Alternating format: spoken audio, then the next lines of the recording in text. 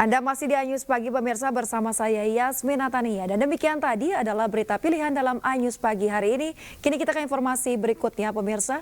Pengadilan Negeri Jakarta Selatan mengabulkan gugatan pra-peradilan Wakil Menteri Hukum dan HAM Edward Omar Hiyarich dalam sidang yang digelar Pengadilan Negeri Jakarta Selatan pada Selasa sore. Atas putusan tersebut, status tersangka yang telah ditetapkan KPK terhadap dirinya pun lepas alias tidak sah.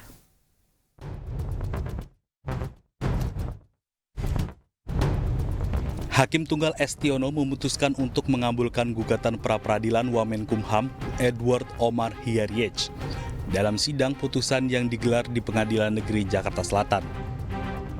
Hakim beranggapan penetapan tersangka oleh pihak termohon dalam hal ini KPK kepada pemohon Edward Omar Hiyarich tidak sah dan tidak mempunyai kekuatan hukum mengikat.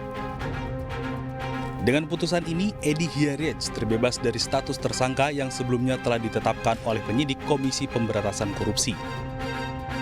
Kuasa hukum Edi Hiyarich juga mengapresiasi putusan hakim karena status tersangka yang dikenakan kepada kliennya tidak cukup alat bukti dan proses penetapan tersangka tidak melalui mekanisme penyelidikan yang seharusnya. Bahwa dengan putusan yang menyatakan penetapan tersangka tidak sah karena tidak cukup dua alat bukti dan seluruh pemeriksaan keterangan orang yang telah dijalani oleh pihak termohon atau KPK itu dinyatakan bukan sebagai alat bukti, maka ini akan menjadi suatu perubahan yang cukup signifikan bagi KPK ke depannya.